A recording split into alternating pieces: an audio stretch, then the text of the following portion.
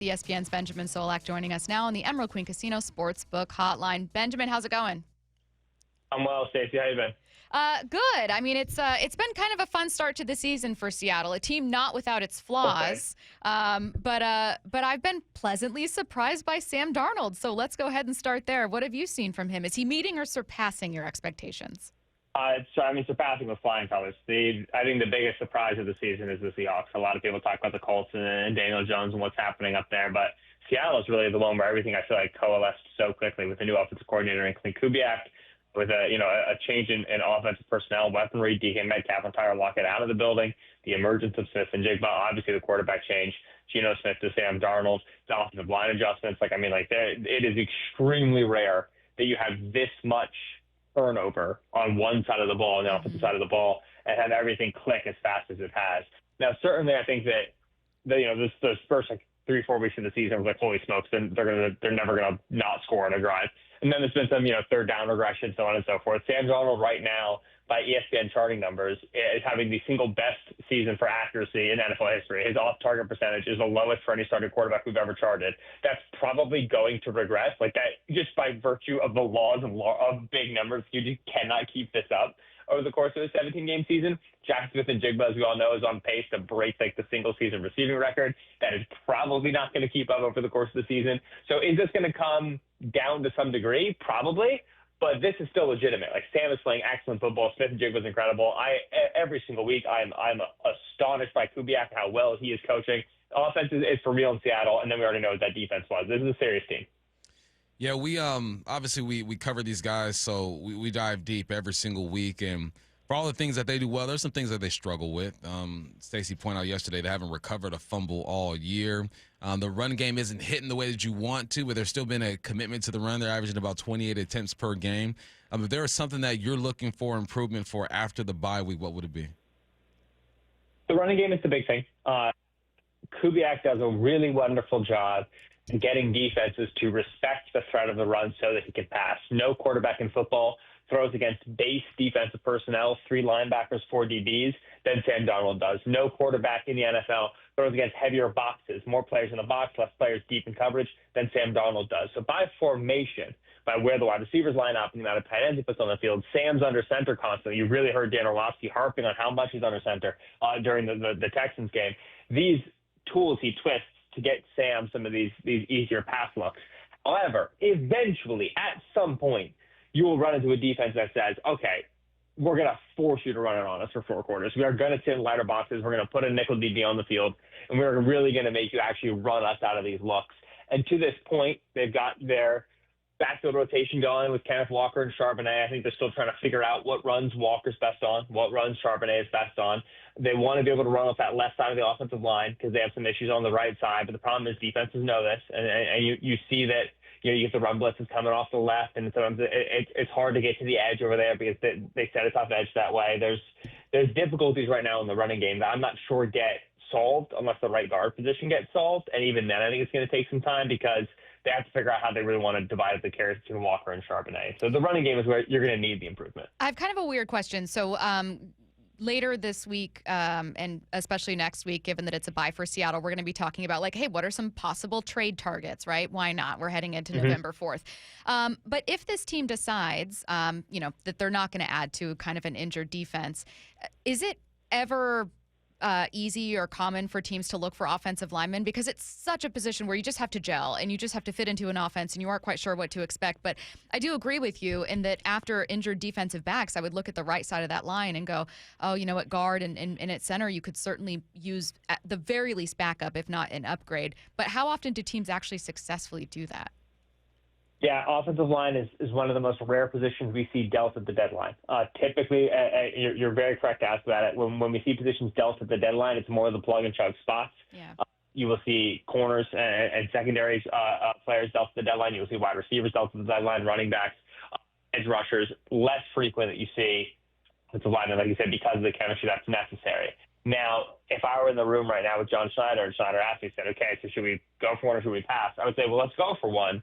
Not with the belief that it's going to make us better in October and November, but in the belief it's going to make us better in December and January. If we can go trade for Wyatt Teller from the Browns and we can improve that right guard spot, let's do it. let's put Wyatt out there, and let's acknowledge that we're going to have some trouble with that in November. There's going to be gelling problems. It's not going to look great at first. But if we can get that onboarded correctly by the time we get to December, potentially January football, we might be in a better place to actually make a run out of this sort of thing, which is how Seattle should be thinking right now. To me, this is clearly NFC playoff caliber team. And it starts with the defense and the fact that defense is going to be able to win them games against elite offenses, period. If the offense can keep up this heat, like I said, it's going to regress to some degree. But if it stays at a 80%, 90% of this level, then you've got a serious football team here. I don't want to be bringing Anthony Bradford in the current right guard situation into a January run. We saw what it looked like for Sam playing behind a beat-up Vikings line when they ran into the Rams in the playoffs last year, right? You're going to run into some good pass rushes. So I would still be willing to do it, even though there are issues with trading for an offensive lineman at the deadline, because it might bear fruit for me a couple months down the road. So if you are the Seahawks, you are the GM, you're John Schneider, you're looking at your squad, the trade deadline is coming up. There's been some rumors about a name or two. What position are you addressing? What are you doing? Right guard is the most serious spot. That's the spot I would go for. I brought up Wyatt Teller being the name that's in the Browns. You've also heard Trevor Penning mentioned, who obviously was a Saint and previously played in the Kubiak system. So if you're talking about, Clint, we want to have a guy that's got some knowledge, some awareness in the system, so the onboarding process is faster, then the guys from the Saints are guys to watch out for, namely Trevor Penning, tackle kicked into the interior. The defensive backfield is an interesting one. If you move on from Reek Woolen, then you do have a question answer. You got to figure out how you want these defensive back snaps to be broken up now. I think they're still figuring out exactly how they want to use Nick and Manwari. And I think in some worlds, you have three starting corners between Manwari, Devon Witherspoon, and Josh Jobe. And you don't necessarily need to make a big acquisition if and when you do deal Reek Woolen. Of course, you're then very thin at corner. So if one guy goes down, as we've been experiencing, then you have to account for that move that you made, that lack of depth. And so corners would be another spot where maybe they make a move for a depth piece, kind of conditional on what ends up happening with Reek Woolen at the deadline. It's interesting you mentioned the Seahawks being a contender in such a tight NFC race as well. You've got 6 teams that are 5-2. Obviously, that's going to change with a bye. But if we assume that, let's say, the Lions kind of start to separate themselves, 3rd in points per game, 5th in rushing yards, tied for 3rd in sacks, like they're just really complete and rolling right now. Would you put the Seahawks as maybe with the potential to separate themselves next from the pack? Or would you look at maybe Eagles, Rams, Bucks, 49ers? I would put the Seahawks as potentially next to separate themselves from the pack. Right now, if the Seahawks played the 49ers on a neutral field, I would favor the Seahawks. If the Seahawks played the Eagles on a neutral field, I would favor the Seahawks. If the Seahawks played the Bucks on a neutral field, I would favor the Seahawks substantially. Seahawks Lions on a neutral field is tight, but we're still up there. This is, it's funny because when I was on the show in August, I was like, listen, calm down. Like, this is not going to be too good. I'm worried about this. I was not a Sam believer. I was a Geno guy. The pendulum's the other way. I mean, this is very seriously legitimate. Again, there's going to be a bit of a fall off for the offense inevitably, and it's a question of to what degree that might make this team, okay, maybe their playoff hopes are a little bit thinner, a little bit wider. But this defense is one of the 2 best defenses in football, and in particular, this defense is geared towards handling some of these offenses that we see in the NFC. You brought up the Lions. This is a perfect defense to play the Lions. It is exactly the sort of defense that you want to be able to deal with how much they want to throw out of the slot, how much they want to get the backs out to the boundary. The running game of the Lions, that's how they dominate opposing teams. This Seahawks run defense would beat the Lions' offensive line. Again, neutral field for 4 quarters because of the issues the Lions have on the interior. Like, this defense is ready to make a NFC playoff run now. So if you tell me the offense ends up being roughly what we've seen so far, maybe a little bit worse, then yeah, the Seahawks are right there, tier 1 NFC contenders. I believe that. Yeah, it's that's the great thing about NFL season, right? It's just week by week teams can develop or they could falter a little bit. We're seeing that with the Chargers start off hot now. They're slowing down a bit. What do you think happens with the 49ers and what they got going? I mean, it's going to be hard to overcome the Nick Bosa, Fred Warner, but somehow they're finding ways to win ball games. Yeah, I mean, the 49ers point differential right now is +7, and they're 5-2. And so there's a lot of ways point differential can lie to you. There's a lot of garbage time nonsense that can go on. But we've all seen, I think, enough 49ers games to know that a lot of these wins have been by the hair on their chinny chin chin. If we're not talking about that Seahawks Week 1 game, right, and the catch in the back of the end zone, maybe we're talking about that Rams Thursday night game. They get the 4th and goal stop. They get the fumble force on the 3-yard line. It's not to say, it's all luck. These are plays that you work on. They're good in clutch situations. But in general, this is not as good of a team as 5 wins might imply, right? Especially you don't look in Seattle and you think about how they lost that Bucs game. Man, they could have won that game in a lot of ways. And so I think the 49ers are a example of incredible coaching and wonderful, week to week solving problems on both the offensive and the defensive side of the ball by Kyle Shanahan and Robert Saleh. They're doing tremendous work. But on paper, the team is extremely thin. The defense is very young. They're not good situationally in terms of fourth down, in terms of the special teams game. And it's hard to measure their talent up against some of the more loaded rosters in the NFC, like you've been talking about with the Eagles and the Lions. And so to me, the 49ers are a team that I expect record-wise to get a little bit worse as the season goes on, more to reflect their true colors of what they've been as a team. I think they're more about a 500 team. If they get to the playoffs and they have a healthy Brandon Ayuk and a healthy, Brock Purdy, we're going to talk about them a little bit differently, but as of right now, that's how I feel. I want to take a closer look at the Seahawks defense. I will ultimately be asking you about how they're able to get so much pressure without blitzing a ton, a stat that we all know and I just find incredibly fascinating. But they're also interesting when you look at comparing super, super basic stats with what you actually see with the eye test. For instance, if you look at just passing yards allowed, they don't look super exceptional. But then when you actually watch the team, they can feel suffocating as a pass rush and as a defense. So what do you see them do so exceptionally well that sometimes isn't going to be reflected?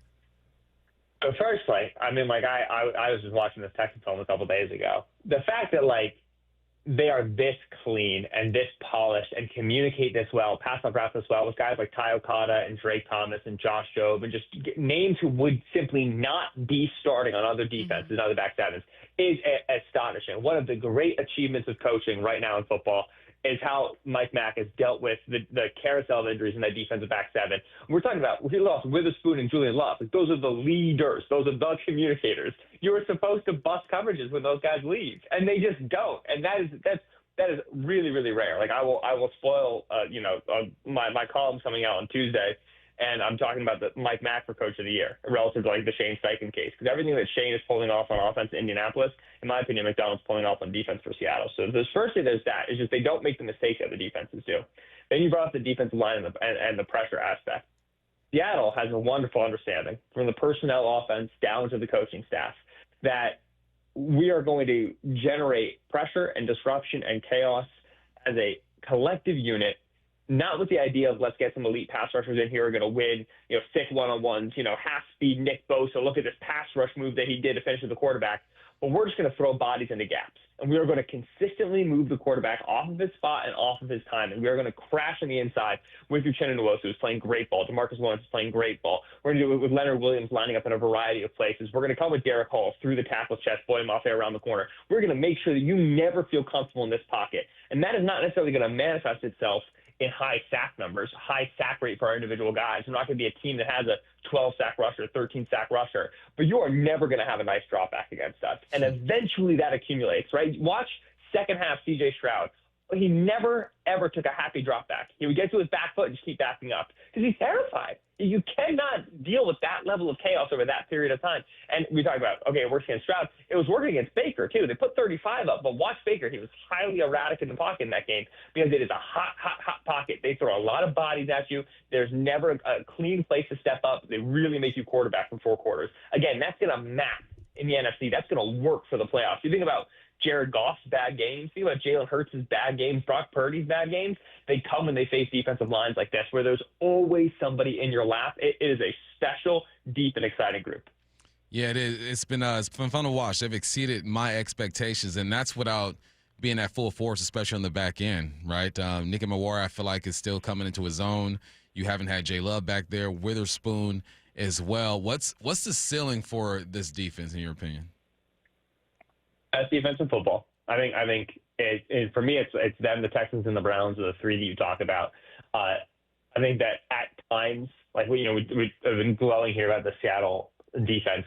At times, you do see them have problems against quarterbacks who can create, right? Because there are some quarterbacks who are very comfortable outside of structure. Seattle wants to get you outside of structure, so then you run into those guys, and all of a sudden, you're used to them playing left-handed. Well, actually, this is where they want to be. They want to be on the forefoot a little bit. And so there's works with every single defense. But best defense in football is the ceiling. And then when we talk about playoff runs in the modern NFL last 10 or so years, we're typically talking about 5 offenses with above average defenses. That's the model of the modern NFL. It is rare to see a defense be good enough. Think about, Peyton Manning era Broncos, Russell Wilson era Seahawks, where the defense is top 5, defense is top 3, and it's so good that it can take a average, maybe above average offense all the way. That's the ceiling with this group. And I'm not sure you'll get there. A lot of it depends on what happens again at the deadline. Reek Woolen, where do you end up with your man coverage guys? Because the playoffs is a lot about man coverage. Seattle's largely a zone team. You got to be able to play man in the playoffs. There's still questions there. But that's the ceiling, is that this is a defense that's good enough to take a, run, play action, sit on the football, win a low-scoring game offense all the way to a game in San Francisco in February. And that's in the cards. And they're not there yet, but it's in the cards. He is ESPN's Benjamin Solak. And Ben, without fail, it is always shocking how much you know about every single team.